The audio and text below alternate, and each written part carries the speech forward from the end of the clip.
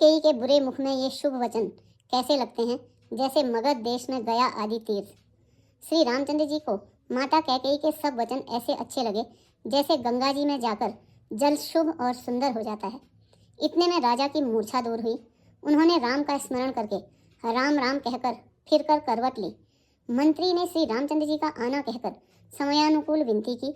जब राजा ने सुना कि श्री रामचंद्र पधारे हैं तो उन्होंने धीरज धर के नेत्र खोले। मंत्री ने संभाल कर राजा को बैठाया। राजा ने श्री रामचंद्र जी को अपने चरणों में प्रणाम करते हुए देखा। स्नेह से विकल राजा ने राम जी को हृदय से लगा लिया, मानो सांप ने अपनी खोई हुई मणि फिर पाली हो। राजा दशरथ जी श्री राम जी को देखते ही रह गए। उनके नेत्रों से आंसुओं की धारा बह चली। शोक के विशेष वश होने के कारण राजा कुछ कह नहीं सकते। वे बार बार श्री रामचंद्र जी को हृदय से लगाते हैं और मन में ब्रह्मा जी को मनाते हैं कि जिससे श्री रघुनाथ जी वन को न जाएं।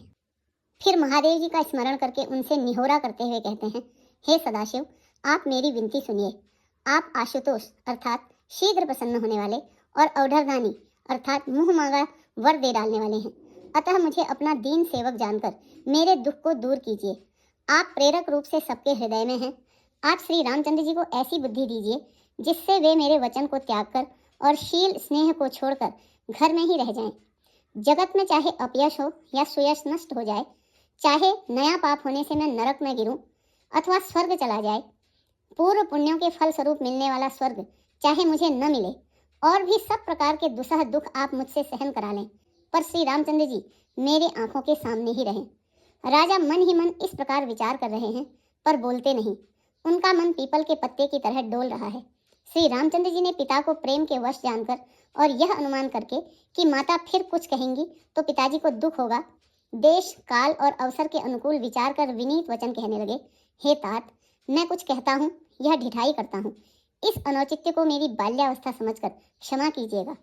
इस अत्यंत तुच्छ बात के लिए आपने इतना दुख पाया। मुझे किसी ने पहले कहकर यह बात नहीं जनाई। आपको इस दशा में देखकर मैंने माता से पूछा। उनसे सारा प्रसंग सुनकर मेरे सब अंग शिथिल हो गए। मुझे बड़ी प्रसन्नता हुई। हे पिताजी, इस मंगल के समय स्नेहवश होकर सोच करना छोड़ दीजिए और हृदय में प्रसन्न होकर मुझे आज्ञा दीजिए। यह कहते हुए प्रभु श्री रामचंद्र जी का सर्वांग पुलकित हो गया।